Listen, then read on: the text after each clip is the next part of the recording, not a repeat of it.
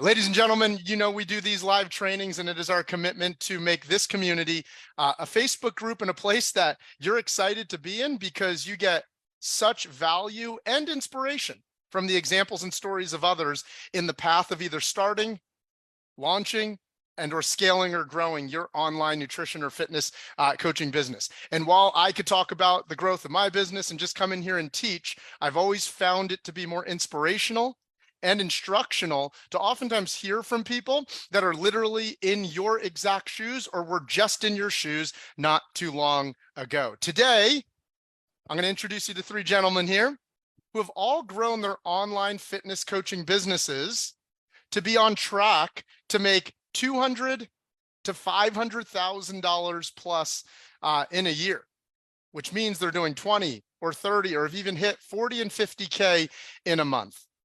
I'm going to pass the questions to them here in just 1 second, but in the caption, I wrote, in one breath, if you're watching this training, I would guess there's some parts of you that it sounds cool to say that maybe you'd make 20 to 50K in a month. And in another breath, there's probably a part or a point in your journey where you're like, yeah, right. How? Right? Like, sounds cool. I see it in marketing, but come on, how? There's no way. And so I figured I'd start with that question. Camilo, let's start with you. Walk us back to the start of growing your online business, what life was like as you were starting, and maybe what doubts or like if you heard someone else was making 20 to 50K a month, what were you thinking? So what was your starting journey and what were your thoughts at that time? Yeah, great question. Doubts never go away. I can start off with that. When I first started a couple of years ago, I 100% had that thought where I said, how is it even possible to make 10, 15, 20K per month? And now that I am hitting that, and that's something that's happening consistently, now I have the same exact doubt and thought of, oh, how can that happen with 50 or 100K? And I'm sure when I reach those numbers per month, I'll have the same exact doubt and thought process to getting to 200 and 500 and so on and so forth. And so I guess part of entrepreneurship is like it's a roller coaster emotionally, and that never seems to go away. So a couple of years ago, I had a lot of fears and doubts and lack of belief in thinking it was possible. And I kind of still have that today, but it's become it's the norm now. And so that's something that you have to continue to work through. And it's, part of the process of continue to grow all the time. Quick rapid fire answers. How many years ago did you finally launch online? 5 years ago. Who do you serve? LGBT professionals. And what were you doing right before you moved online?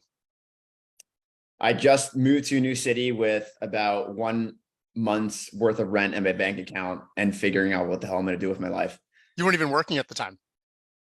I was doing online coaching, very low ticket. And I was making about like $100 a month. I had a couple people, and it was like a $50 thing that was for like 8 weeks. Alex, and thank you, Camilo, for sharing that. Alex, I know you can only be with us for half the call, so I'm going to come to you here really quickly. Then we'll go to Julio, and then we'll ask Alex a few questions. Alex, you were working at the gym at the time. A training acquaintance friend said a few things to you that got you to consider online. Walk us through life in a minute or two right before moving online.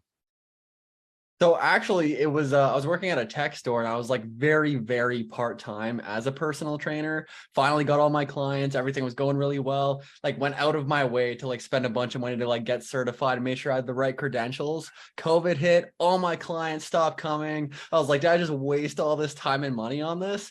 And then I saw like an advertisement online. I didn't think it was real. I didn't think it was going to be something that would work out for me.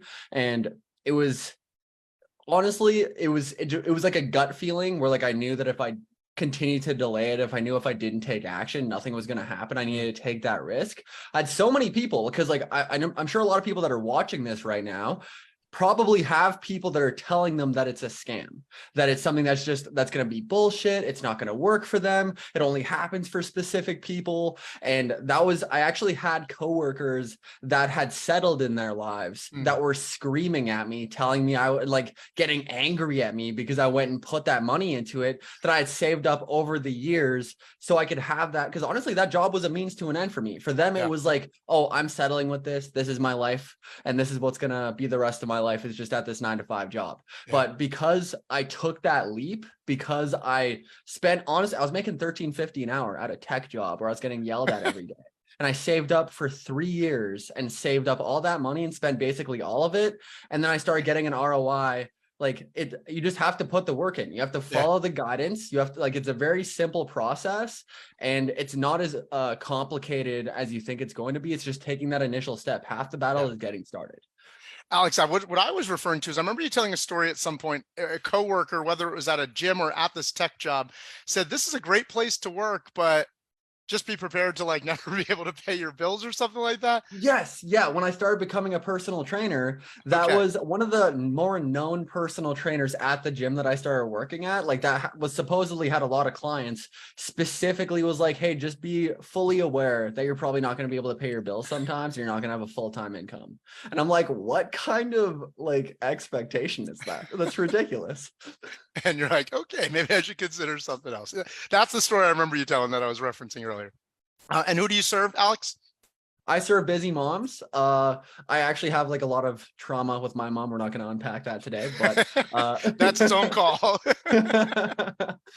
I could go on for that for days, but when it comes to, I find that it creates the biggest ripple effect, especially when it comes to moms. I know if I had like a really good mom in my life, like they're the pillars of the family. It creates a ripple effect, makes the biggest impact. I feel like they're some of the people that need the most help, and I've helped 400 plus moms at this point, and it's been surreal to be able to be totally honest. Alex, main platform that you build your business on? Facebook, actually. That's a very small audience as well, too. Camilo, main platform for the most part you build your business on? Instagram. Julio, tell us about your life before you got into online coaching. Well, before I got into online coaching, I was also working as a personal trainer. And before that, I was a district manager for Aldi supermarkets. That lasted 7 months before I was like, nope, this is just not the way I want to live. Went back to live with my parents for a year, and then was like, I need to do something because I wasn't paying rent. Started working as a personal trainer at a boutique gym a couple minutes away from where my parents or my mom lives, which is where I'm staying right now. And started picking up clients, eventually got to 25 or so client hours per week. And then same thing, COVID happened. All of those clients were like, what do we do? Because the gym closed. And I was like, well, we could do some of this online for those of you that want to. And so the pandemic was kind of a natural catalyst to switch for me. That said, I was the only one of my coworkers that did switch. Almost no one else had the wherewithal to figure it out. And I think this is because I had worked with digital marketers in the past who kind of opened up my eyes to, oh, wait, you can actually make a living online. So I had that like going for me. And then eventually I found you, Mike, and things have exploded since then. Well, let's reverse engineer, and then I'm going to come to Alex with some questions. I'm going to ask all three of you this question. So you just shared where your business was at, where your life was at. Give us like the 10-second highlight reel. This is kind of like the brag sesh for just a second, but really just so listeners go, oh, wow, look what they've created, right? What are some of the achievements, the accolades, the brag sesh within your business? Best month, best year, blah, blah, blah, whatever that has happened since it's exploded. Julio first. Couple notable ones. I think when I first started Passion to Profits, I think in my first month, I went from doing consistently 3 to 4K by myself to like 10, 15, then 20K contracted months. And then my fourth and fifth were also 20K contracted months. And then I had like a little interim where I do my thing, lifestyle entrepreneur. But then going into when I was a 7-figure CEO, I hit like 40K, a 48K month. And now I consistently do like this year, on average, $23,000 per month collected, 30K contracted most months, with like my peaks being 40, like almost a 50K month. Yeah, it's cool that 23 has just become like your norm. It's become the floor. It's become the averages. Anything else you want to add before we go to Camilo? Yeah, I'd say probably what I'm most known for in the community is my explosive audience growth on TikTok. Went from 352 followers in December of last year, 2023, to within 3 months, I grew to 200,000 followers, and now I'm at 235,000 followers right now. Really quickly. Camilo, highlights, achievements. Awesome. So highlights, I've hit multiple low to mid 30K months in the past about year and a half. My first year in Passion to Profits, I was around 10K per month.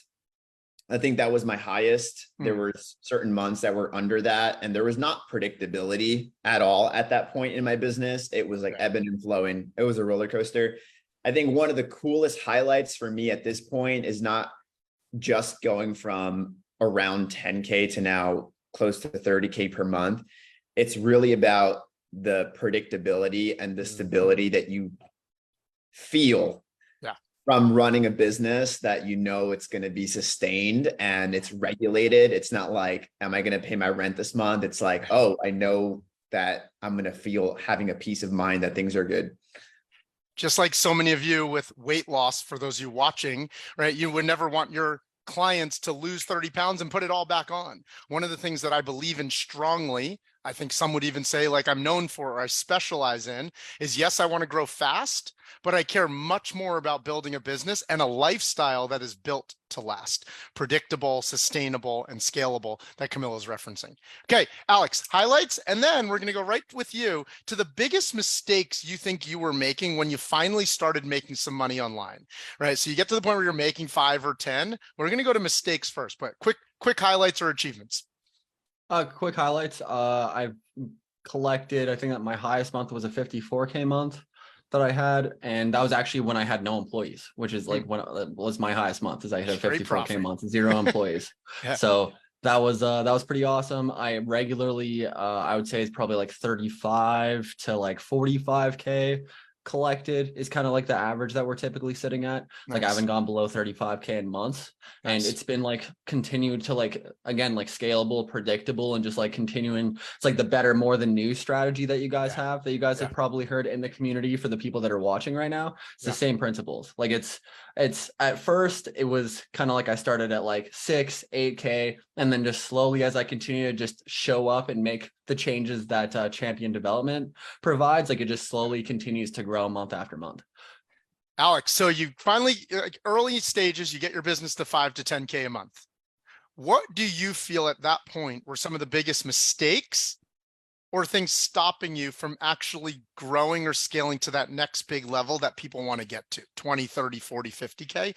What was stopping you at that stage?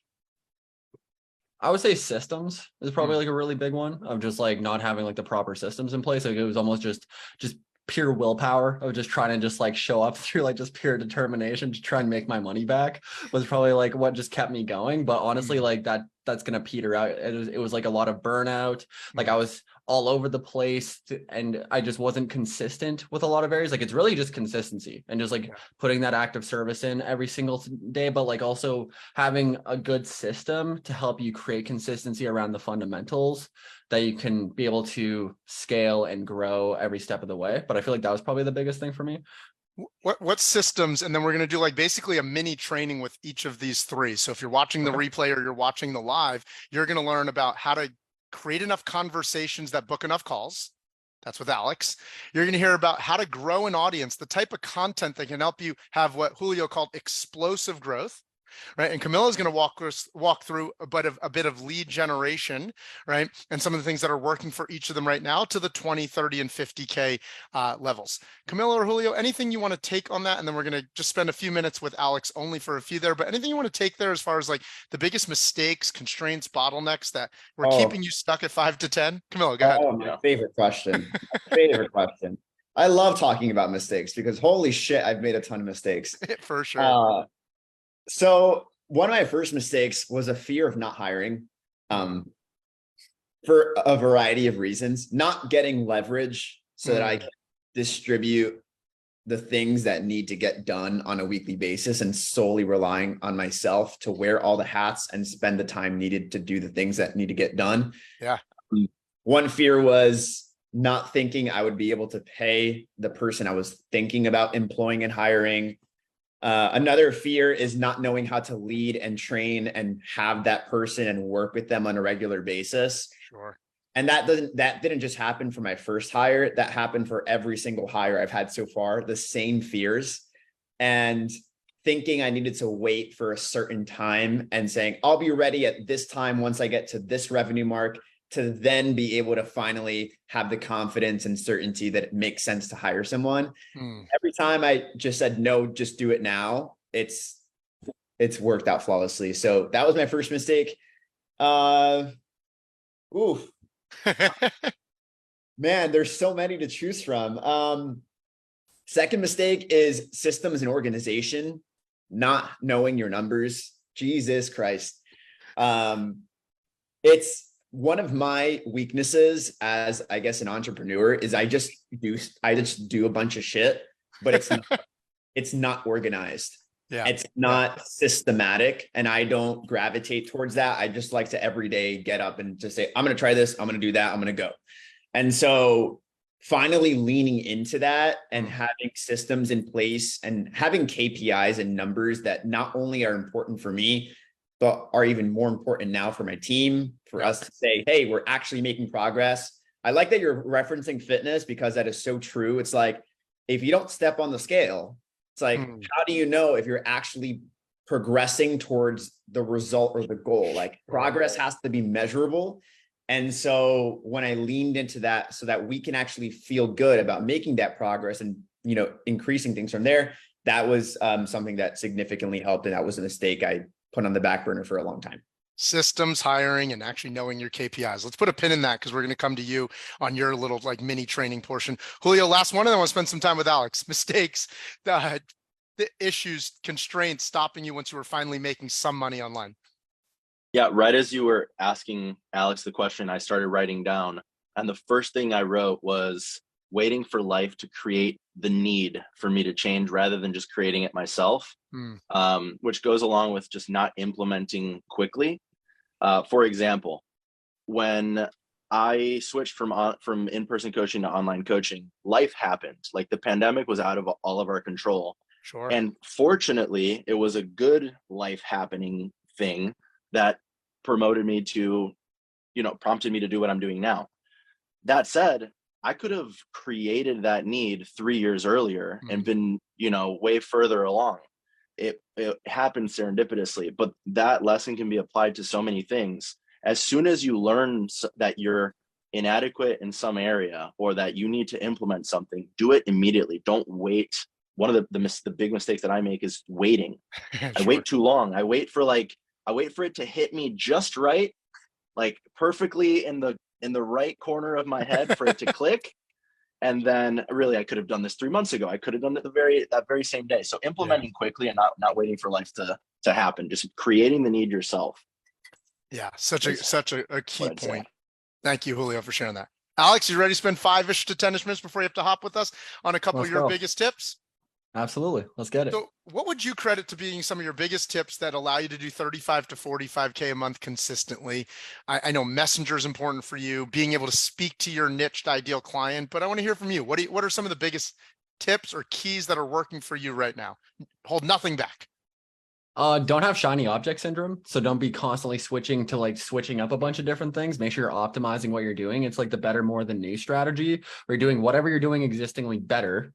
You're doing more of it, frequency, volume, like with Messenger, putting out more messages, more follow-ups. being able to systemize it better, and then focusing on new things after you start to like really hone that skill. Because as soon as you start to take on, it's kind of like the Alex Hormozy analogy, where it's like you can have like this 1 cup of water and pour into all these different cups and like not really be doing any of them effectively. Whereas if you put all of your water into 1 cup, and then you can be able to take that surplus and put it into other cups after you start to get to that point where you fill that one area. So like that's where I really had my zone of genius, and also having standards every single week where it's like X amount of posts, victory, vulnerability, like vision, victory for my clients and stuff like that, making sure I'm constantly putting out testimonials and shout outs for clients. That is probably one of the biggest things, is just acting as if people aren't seeing your content, where I constantly put out so many shout outs for clients, even if they lose a pound or they lose 50 pounds or they're whatever the victory is. I will continuously put those out there, because a lot of feedback that I get from people, they're like, you know what, Alex, I've seen your stuff so many freaking times that I'm just going to work with you. Like, just like, let's do a call together. Because I constantly see all these victories and I want to be one of those people.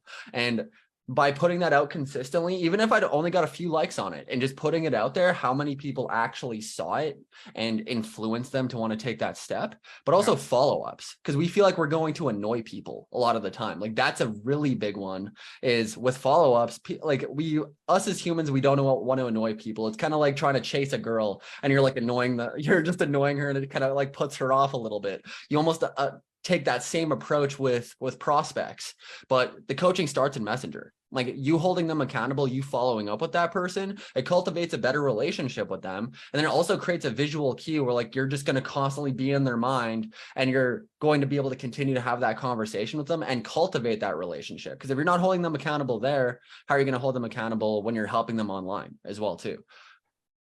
So let's unpack a little bit of that. So because you hit on a few key points that I want to make sure we hit on. So once someone gets to 10K a month, it's very natural to want to be like, all right, what new stuff should I do? So you've said this concept 3 or 4 times now. And we think that something new, a new strategy is going to lead to us getting things like us getting more income, and then life's going to be better. But what you have found is that you actually had to flip that on its head, and you had to do the things that were working better. That would lead to you having more. And then at that point, you could focus on something new. What did you have to do better? Even though it was working at 5 or 10K a month, what did you focus on to actually do a better job at, to then take it to 30 and 40K a month? CRM system, 100%. Like when it comes to just having a messenger CRM system, like the one that I use is Genius Messenger. It's integrated into Facebook, so I can clearly see who I need to be messaging. And then that just eliminated a lot of time, and also systemized my follow-up process and making sure I was staying on top of prospects. So a lot of the time we're just leaving money on the table and people are just falling through the cracks. So the more that we can stay on top of that, the more you're going to bring in revenue. And Alex, once you're now tracking your leads and your clients, how dialed in was your retention process at that point when you were doing 5 to 10K a month? Horrible. It was terrible. Nobody retained. It was like 0%. It was like all front end clients. So walk us through that lesson. That is obviously something we specialize at Champ Dev, is the balance between front end enrollments and retaining your existing students, and how that's actually an easier way to grow to 30 to 50K than just thinking, what, I need more leads, more audience, bigger, right? All that. What did you improve? What happened when you started to actually learn an LTV retention system? When it came to the retention system, like it just made it like clockwork. And it was a really good way, especially for somebody that's very passion driven, you're mission driven when you're coming into it and you want to serve your clients. That is like the best excuse to just serve your clients. It's going to bring you in more revenue. You're going to get them more sustainable, permanent change. And then you can like be able to create such an awesome program for people where people are just going to want to come to your program. It creates more referrals. It makes it so you have a better program where you're getting a better impact for people, and then they stay longer and pay more, and it's cost less per lead than if you're getting a bunch of front end clients. I know you have to hop at the halfway point, so I think we might tail out with this. You mentioned the V's as far as your content. You're really good, Alex, at speaking to your ideal client, right? Don't touch on virality. We'll have Julio do that. Walk us through on a weekly basis what types of posts you're putting out in each of the 4 categories here: value, vulnerability, victory, and vision. If you were thinking through your content strategy for the week, walk us through your best performing or favorite types of pieces of content within each of these 4 V's. Walk us through that. So I would say for victory, like that's definitely going to be just client testimonials, whatever your ideal client is, making sure you're taking stories that are going to be impactful. I find like I help with busy moms. So talking about like how busy they were, all the yo-yo dieting, all the crap that they ran into, and being able to have like real life testimonials with those. I also have client spotlights that I do once a week where I will bring a client on, we get real life client testimonials of them speaking from the horse's mouth of like exactly how the program is, and then I go and boost that. Actually, I'll do like a boosted strategy where I boost it to other people that are like that, like my followers, and then that brings in applications as well too. So like that's a really big one for victory. Client spotlights are probably my favorite. Vision, that one would be where I like one of my big things is I believe in a world if you grew up in a small town, you don't need to live small. Because I grew up in a small town. A lot of people here feel like they need to live small. So helping people think bigger and be able to go outside the box a little bit more, I found that's been really like it resonates with a lot of people. It makes them feel like they're capable of more, and it makes them want to be around that energy. And like I found that that's brought in a lot of people as well too. And then value, like I would say, just like whatever you feel like, it's kind of like what Alex Hormozy says, like you just try and give as much away as you possibly can. Like free guides are going to be the biggest thing. You can make it with ChatGPT. Go make like a free guide, go and like just throw some like free stuff on your story, pretend nobody is seeing your content, and constantly just be giving free value and just giving it. It creates goodwill, and it makes more people want to come in and buy your stuff, because then you can help them with the accountability, the implementation, the stuff that matters, but you give them a bunch of value to build trust with you. So that's a really big piece. And then I would say vulnerability. I struggle with depression. I struggle with being suicidal. I struggled with having a mom that called me a loser growing up. When I dive into those things, when I don't feel like I'm enough, like that's something that resonates a ton with busy moms, where they never feel like they're enough. So finding the things that are a pain point that are aligned with your ideal client and who you're trying to target, and specifically using their verbiage and things that are going to resonate with them, automatically brings in so many more clients. Alex, thanks for covering that. And I hope for those who are watching, that was valuable to hear how someone who's going to make $250,000 plus online, how they think about their organic content, and has a super small following, right? Doesn't have some massive audience, and yet is doing that with a small following. Alex, I know you have to hop. Any final leaving keys, points, words that you would leave the audience with? I would say like really the biggest thing is just keep showing up, man. Like it's just like as soon as you stop, as soon as you allow like a mess up or like something where you run into the wall affect your energy and affect how you continue to show up. It's about like I believe that even Mike, like you've told me this, where the work that you're putting in right now won't pay off until at least 8 weeks from now. So continuing to look at it from that standpoint, it's like you just put in a bunch of work. It's not paying off immediately. Long-term gratification. Play it for the long game. Better, more than new, and just continue to just show up every single day. That's been my motto from day one. Alex, I know you're weeks away from your first physique comp and you're not eating enough calories right now, so your energy's a little low. I appreciate you. I appreciate taking the time to still be with us for the first half of today's call. Thanks, Alex. Absolutely. Thanks, man. Bye. Camilo, Julio, anything you want to piggyback off of that you heard Alex share that maybe has also been a key to your success? He mentioned staying focused, better, more, new. He talked about the importance of standards. He talked about our content strategies with the 5 V's, and he talked about the importance of follow-up with leads. Before we highlight each of you and the best things working in your business, anything you want to just elaborate or go deeper on that's working for you around any of those categories?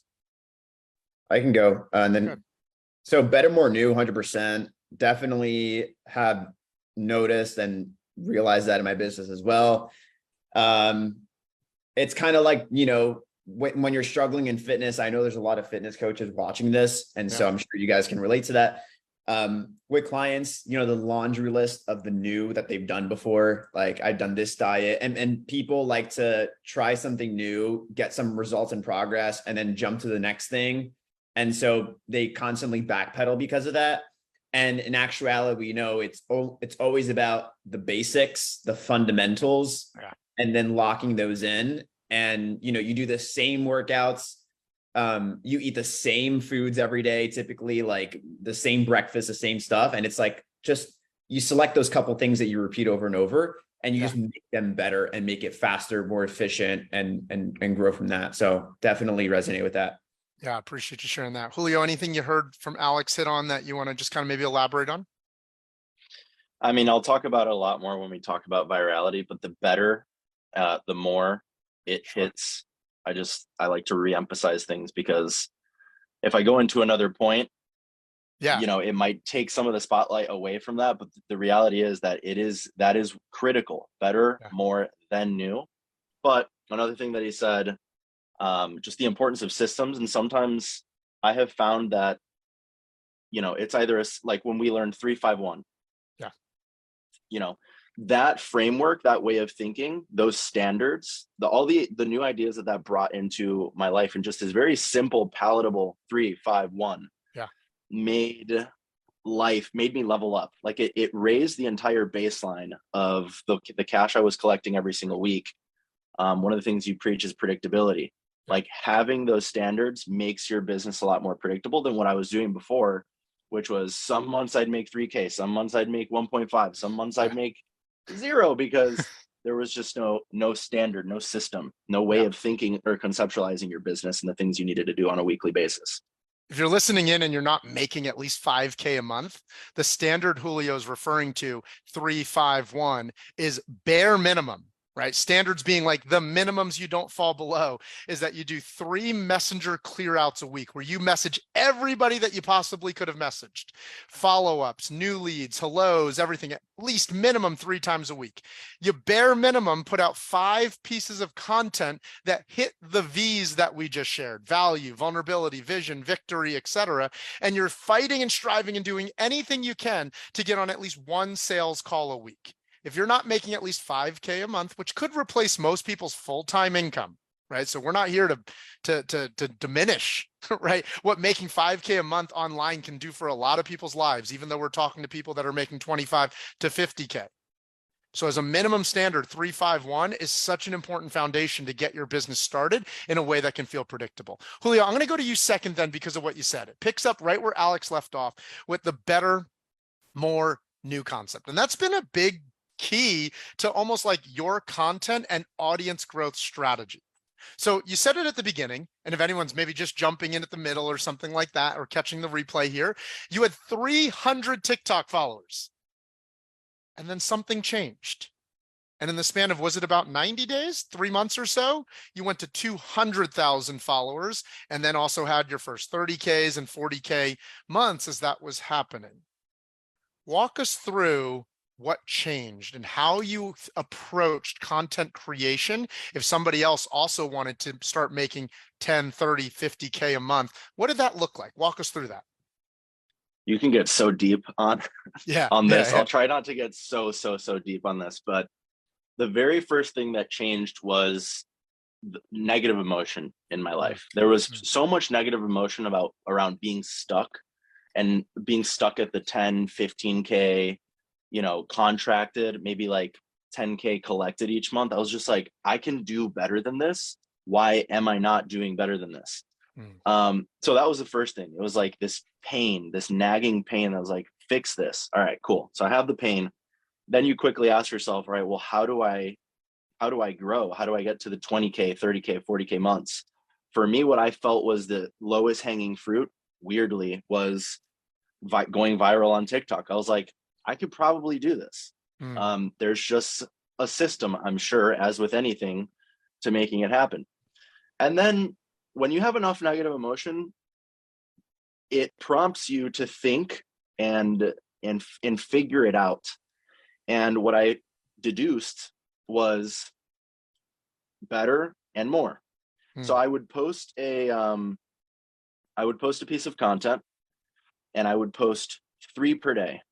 I started posting 3 per day. And to hold myself accountable, I worked with an accountability buddy, and we were very clear about, if we didn't make a post, one of the 3 posts, it was a $50 fine.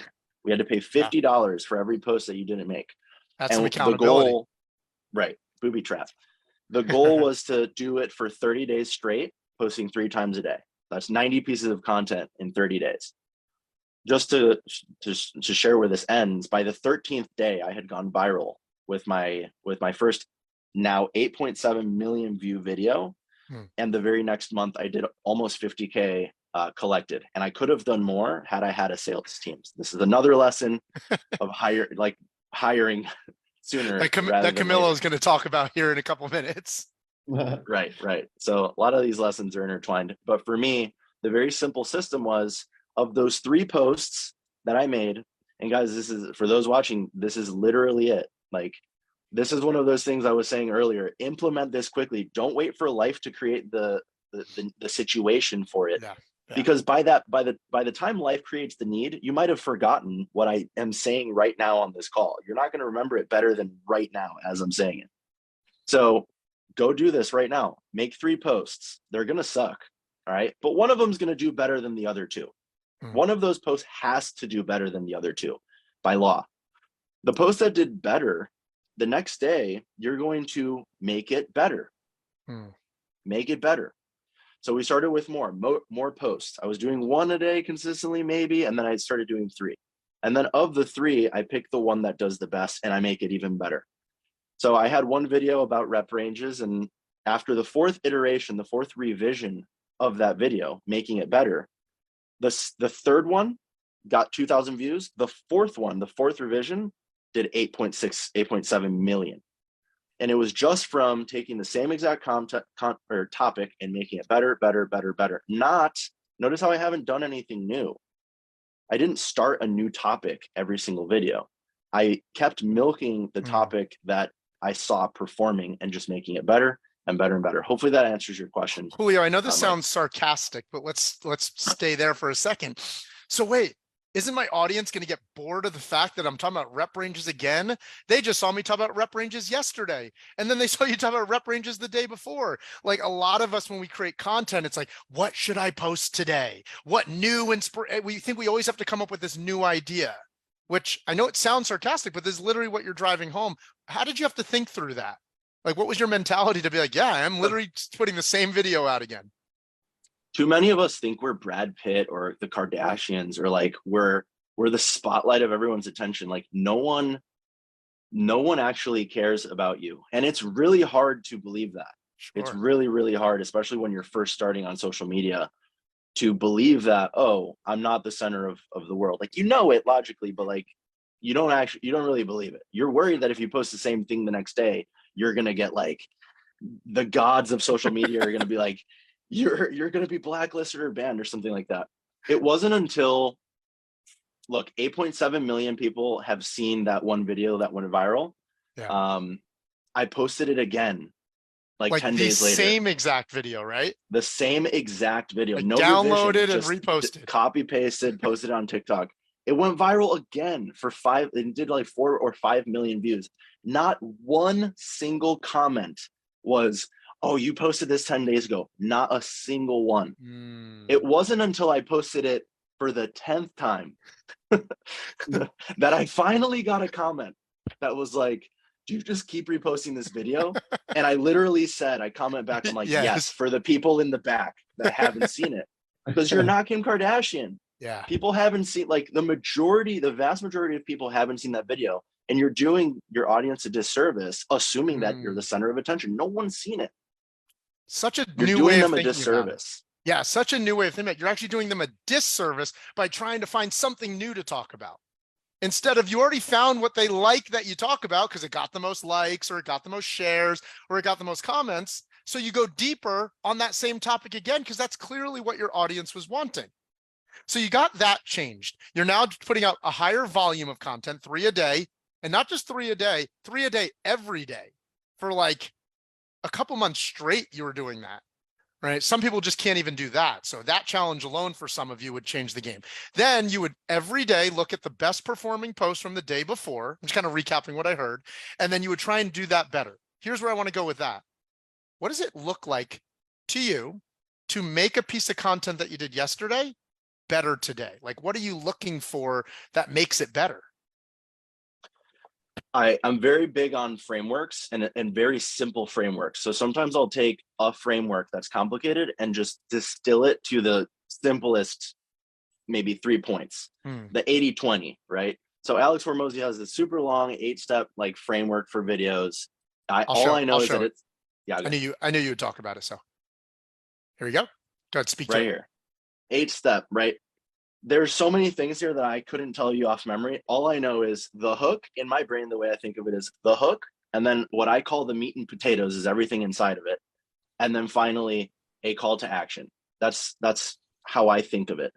So, and the hook is arguably the most important part, because the majority of people that watch, for example, my 8.7 million view video only saw the first 20 seconds of it. So they saw the hook and then like the beginning of the meat and potatoes, and then it drastically falls off.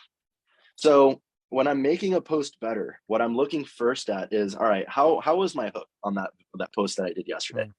Did it even capture my attention? If it captured my attention, let's see if it captures my girlfriend's attention or my mom's attention. Let's see if they, because really those are the people, that's the audience. Yeah. At least for me, it's those types of people. It's the general population.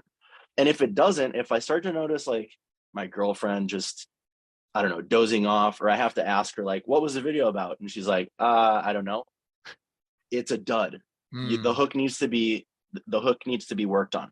Now, let's say I do nail the hook and my girlfriend's like, oh yeah, great. Like, okay, I could see that she's engaged, but she loses her attention with the meat and potatoes, right? What you see here, the problem, the common mistake, the recommended approach, the example, the benefit, etc. The actionable tip is really what I just zoom in on. That's for me what the meat and potatoes is the actionable tip. Then I know I need to clarify it. I need to make it simpler for people to understand. And if the last video, and this is something that I'm doing now, if the last video didn't lead to any applications on my website, then the call to action sucked. Or the call to action wasn't clear enough, or they didn't even get to the call to action because the meat and potatoes wasn't as captivating. So I go through that 3-step process. Was the hook great? No, make it better. Was the meat and potatoes or the actionable tip clear enough? No, make it clearer. So clear that a 5-year-old can understand it, or that your girlfriend who doesn't know anything about fitness or your mom can understand it. And then finally, if I'm not seeing the outcomes that I want, if I'm not getting messages on Instagram, or if I'm not getting applications on my website, go revisit the CTA, the call to action. So it's kind of like a troubleshooting guide that I've used, a little framework. Hopefully that answers your question. Yeah, no, I love it. Really good hook. Meat and potatoes. Does it lose people's interest? Like the eye test, I've heard you call it before, where you'll have your girlfriend watch, and if you see her start to like kind of just look around, you're like, oh shit, I'm losing her attention, right? And if you're losing her attention live right in front of you, you're definitely going to lose your audience's attention. They could easily just swipe right to the next video. And then the third section being, do you have a really good CTA? Julio, before we move to Camilo, two final questions. So what is the hook that you have found that works best for you? Or a variety of them? Yeah, one that worked really well for me, and you'll notice I don't have a big variety, because I stick to what works until it stops working. Like milk it. So many of, or at least me, I would switch things up because I thought novelty was better.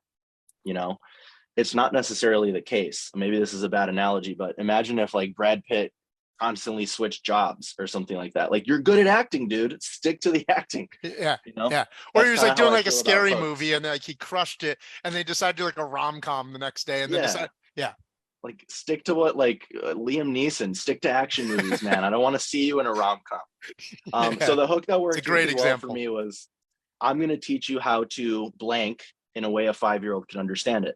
Very simple. It tells you exactly what you're going to get, and it tells you how easy you're going to get it. And learning something as if you're a 5-year-old is a pretty easy thing. So that one's worked really well for me.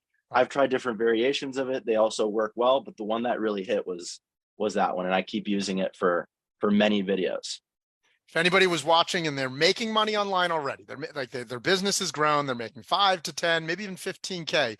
They can't seem to break that 20, 30, 50K a month mark as you have done. Any final tips that you would leave them with? And then we're going to go to Camilo. Any final tips to break through whatever revenue 20, 30 to 50K. If they're already making like 5 to 15, but now they can't seem to go to the next level. Oof. There's so many things you could talk about here. If you're struggling to get to the next level, ask yourself what you're willing to sacrifice. And maybe this isn't the answer you were expecting, but for me, it's almost always a personal habit thing. It's always something that I'm doing outside of my business that's affecting my business. If I want to, like right now, I know exactly what I need to do to hit the next revenue goal. I need to do a monk mode. I need to turn off distractions. No going out, no partying, no drugs, no weed, no video games. It's ask yourself what you're willing to sacrifice it for some time, and then also create some form of accountability, some way to force you to do it. For me, financial booby traps work. Hiring a coach has helped a ton for me. That's what I would do to get to the next level. Create the need for you to grow. Create it. Don't wait for life to create it for you, because oftentimes it's not that fun when life creates it for you. Julio and I are literally hopping on a coaching conversation right after this training, right? Because sometimes those little booby traps help keep people on track. Camilo, you mentioned, right, lead generation, but you also mentioned earlier, like the biggest mistake is you didn't have systems, leverage, and hiring. Yep. So which one do you want to start with? Lead generation, or actually the importance at this stage of leverage, hiring, systems? Which one are you more excited to talk about? I would be more excited to talk about hiring first. That's the one that's sticking out right now. And Julio just mentioned, I would have probably did more if I had a sales team. So walk us through how that has been game changing for you, and maybe even speak to, what, like you mentioned earlier, what stopped you from doing it, and then what finally changed. Yeah. So my first hire was actually a coach to help on the delivery side of the business. If I were to go back to that time, and that's when I was around 5K per month, getting close to 10K, I would actually hire someone that would be closer to getting me to making more sales. At the end of the day, if you want to make more revenue and grow your business, the quickest and easiest way is to close more deals and get more clients. And the hire that's going to make that happen is someone on the front end of the business that is either going to set you up and facilitate you being the salesperson to make more sales, or that person can be the salesperson and then they're closing deals for you. So that was my first, if I were to go back to that time, I would actually hire someone for the front end instead of delivery at first. What has that experience been like lately? Because you've voxered me a few times about it. Like you started making your first sales that you weren't involved with the sales process. Walk us, what has that been like? Man, making sales without you actually being the person that got that result is just such a unique feeling when you're a business owner. Like when you get that email that says, hey, you've been paid. And it's like, holy shit, I didn't do anything, or I didn't do the part that actually got this sale. It's just such a expansive feeling and moment. So that has happened to me recently, bringing on a sales team. I had, just like I mentioned earlier, I had a lot of fears, a lot of resistance to bringing on somebody for sales. And so since I've done that, it's been awesome. And it's just been very expansive doing that. What have been the biggest keys or things you had to learn? So someone else is listening, pretend you're talking to them one-on-one. They're also at 10 to 20K a month and they want to go to 30 to 50. You're like, this is what I had to get good at, or this is the biggest tip I would give you. What's been the biggest tips or lessons in hiring properly that's allowed you to grow to 30K plus months? One of the major tips, this is actually a lesson I'm learning right now, is to be careful and spend the time with hiring the right person. Because one mistake I've made throughout hiring multiple people over the last couple of years, and it's such a sad, unfortunate time, is you hire somebody and you either missed communicating the right expectations or making sure that you and the person that you're hiring are 100% on the same page with what the role is about, the right expectations. Like, here's the shit that's going to happen. Here's the shit that is actually happening right now. Here's the shit that's probably going to happen. Here's exactly how the role looks like. Here's what you're going to be doing every day. So in the past, I did not do that well. And so what ended up happening was I would hire someone and I would invest and spend so much time training this person, getting them through the training phase, investing into them. And then in the near future, because expectation did not match experience or the right expectations weren't set. For example, I had someone as an employee where there was scheduling conflicts that arose, and it was just a mismatch. It was literally a mismatch and I already spent so much time investing into that person and how to restart that entire process and bring on a new person. So frustrating. So frustrating. So 100%, one of my biggest learning lessons is it's important to ask a shit ton of questions and get a lot of clarification and say, hey, this is what we want. This is what I would expect from you. Here's the shitty shit that's happening right now that you're probably going to be dealing with on like a regular daily basis. Love it. And what you can expect to happen. And here's what I'm planning and all those types of things. If we ever work together, when it comes to retention of clients or retention of employees, we talk about two things. We talk about E equals E, which is people's experience must match expectations. But where a lot of people get this wrong is they only communicate one set of expectations. We communicate three. Most people only communicate one. Here at Champ Dev, we communicate three, and we call that 10, 80, 10. And that is we communicate what it would be like on their absolute best experiences, like their best days. Then we communicate their absolute worst experiences. Camilo just said, like the shit you're going to have to deal with right now. And then what the 80% everyday expectations are, right? The day-to-day and everything like that. If you communicate the best, the worst, and the everyday, people can't say to you, oh my gosh, I can't believe I didn't know this was going to happen. And you establish a different level of trust, retention, and expectation with people as you get going. Camilo, anything else you'd hit home on leverage and hiring and how that's been a game changer? Any other tips there? Do it before you think that the time is right. Just do it. That's the major tip. Many learning lessons with that same thing over and over. We'll kind of close out with this, and I'll get final tips from each of you, final kind of question from each of you.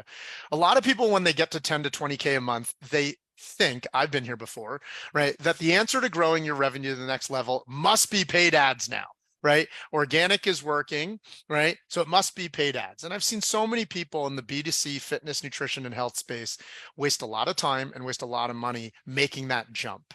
And I want to be clear about something if you're watching. Myself and at Champ Dev, we believe in paid ads. I also believe in sequence and doing things in the right timing and order. I believe there is organic content, there is boosted leveraged content, and then there is straight up just what we would consider paid ads.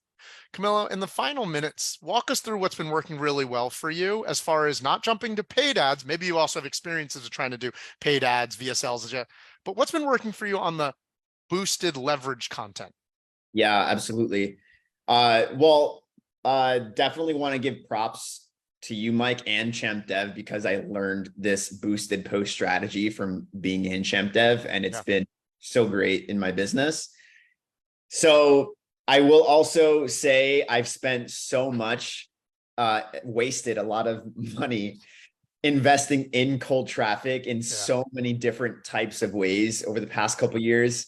And so I do agree that cold traffic is not always the answer, and you will probably spend a lot of money, wasting. Jumping to that too quickly. Too quickly, yeah. And I think Alex, who was here, like he's a prime example of the fact that you can grow organically 100%. Alex did not have a massive audience. He lives in a Yukon. in the Yukon, a small little town in Canada. A majority of who he serves are people in his actual local community. And his revenue numbers are higher than mine. And I have 166,000 followers on Instagram. It's complete opposite. And he has high revenue than me. So it's not necessarily about attention. It's not necessarily about, cold traffic or organic. At the same time, new also works too. There's so many things that can work in strategies, and it's, finding what works. So This boosted post strategy is getting people in the door.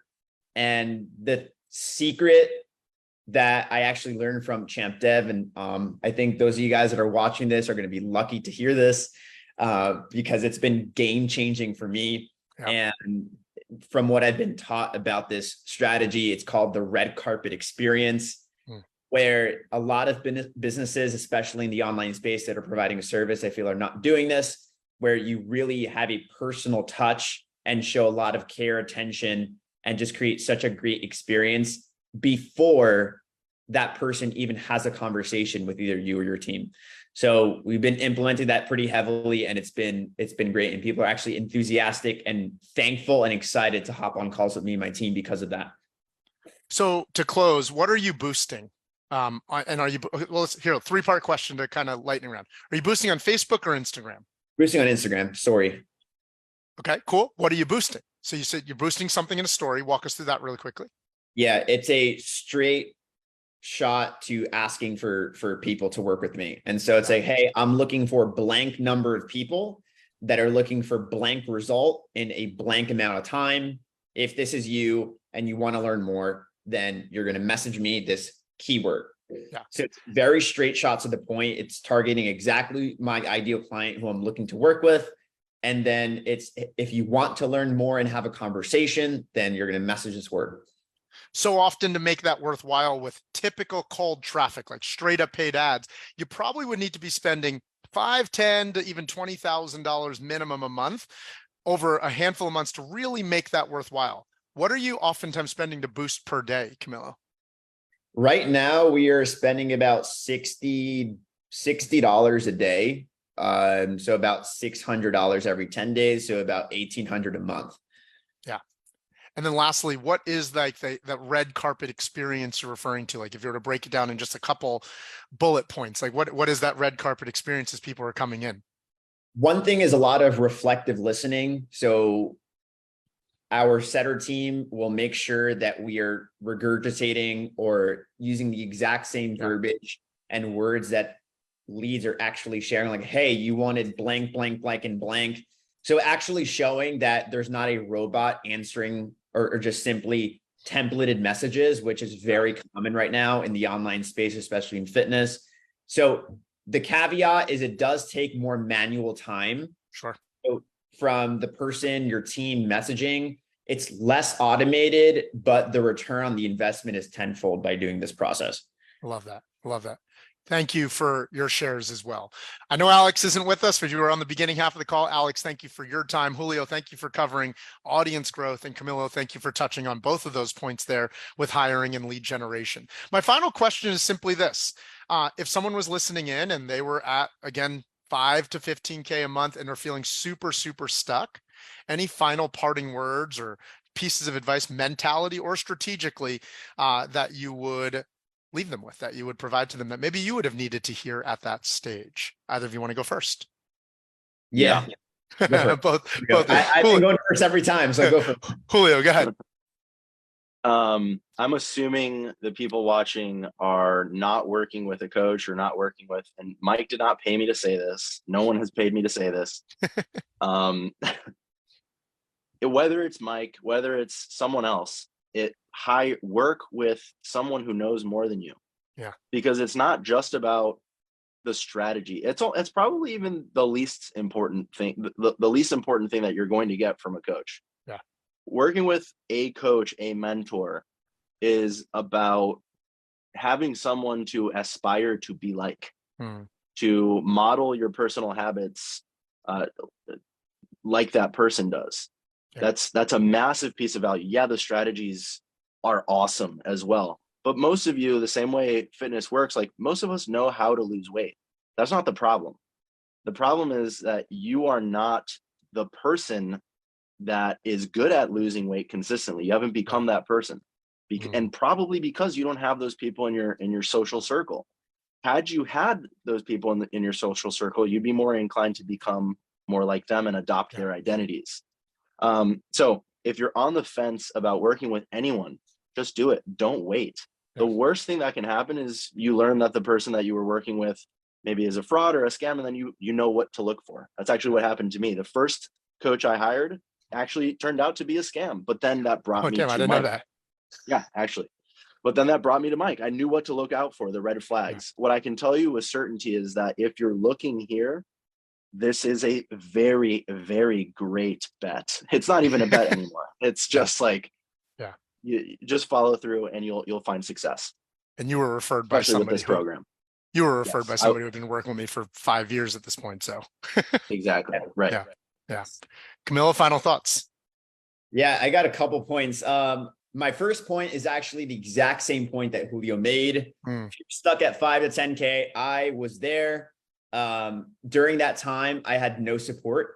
So I worked with a coach and that got me to 5, 10K. And I said, I'm good. I don't need any other help now. Like I can ride this train on my own. So I stopped investing in myself and mentoring and coaching and overall support for a whole year. And in that entire year, I did not grow 1%. And so funny enough, one of my coaches from the first program reached out to me. He's like, hey, how you doing? I was like, not good. And then I, like a week later, not good. Well, I wasn't doing bad, but like I wasn't good.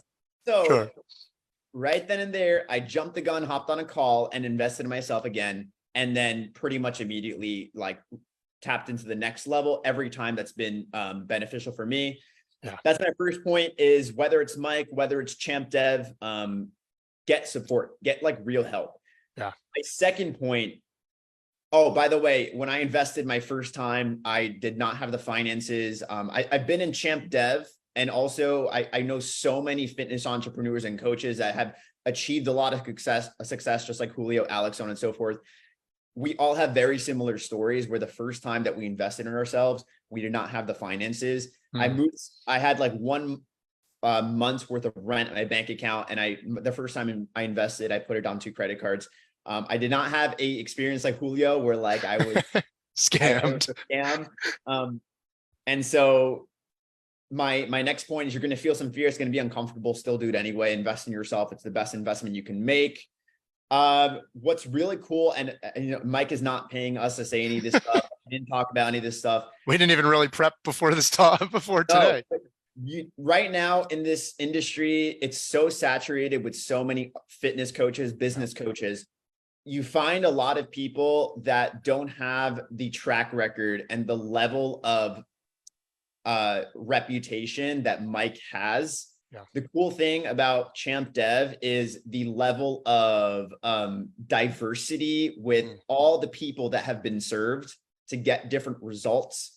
Like Alex, who lives in a small town in Yukon, myself, who has a following on Instagram, Julio, who blew up on TikTok, people that, you know, moms that whatever, like there's a variety of age ranges, experiences, and people that have gotten incredible results and are served so well. And I've been with Champ Dev for 5 years now. You'll find a lot of people nowadays where it's like a 25-year-old kid that only has served like other 25-year-old kids with like 500,000 million followers on Instagram. Has only helped those people succeed, but like has that person helped a spectrum of different people actually be successful? So a lot of wisdom in Champ Dev, a lot of systems. And so proof is in the pudding. That's what I would say. And yeah, if you're looking for support, my last point, make sure to do your homework.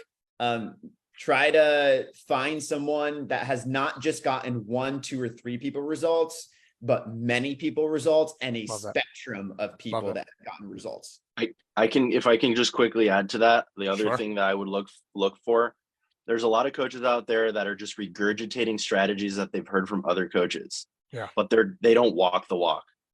Or they don't walk, what is it? Is it walk the talk? This is like the saying in English that I still have down pat. Walk the talk, They don't walk the talk.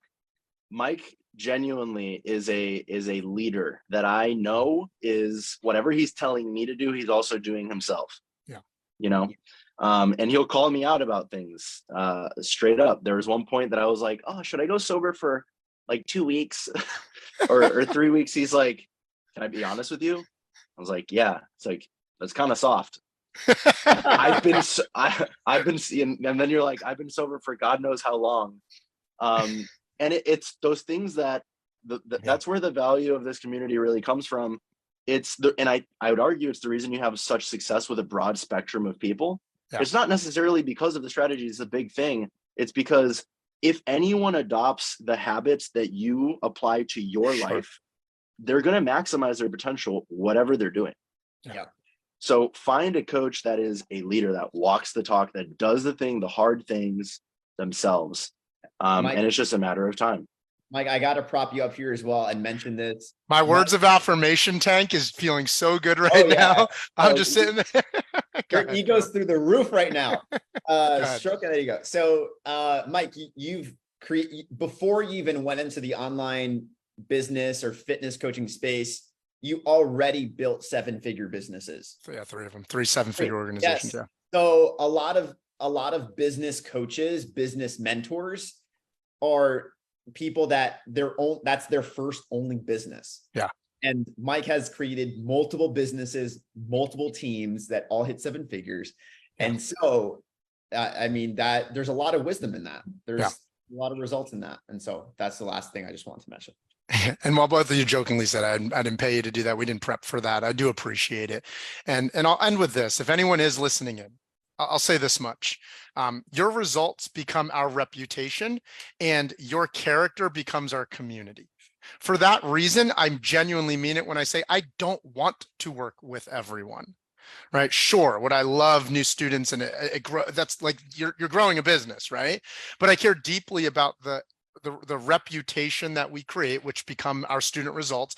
And these guys would tell you, like they just went on a trip, right, with a bunch of other students that they met from this community, because we do pride ourselves in building a community of other like-minded people, right, that they love to spend time with, to the point where they organize their own trip with each other, right? As just an example. And so I share that to say that we do everything by application. And if it's truly not the right fit to work together, you'll either tell us or we'll tell you. So I share that. So if there's any like, oh man, if I reach out to these guys just to chat, it's going to turn into a hardcore sales op.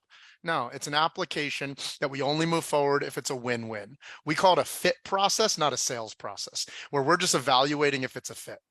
Right? Where we can look you in the eyes and say, you're a great fit here, and we can definitely help you. If you're not a great fit here, and we don't confidently think we can help you, we don't want to take a dime of yours. So if you've been watching this and you've ever considered saying, hey, could these guys help me grow to the next level?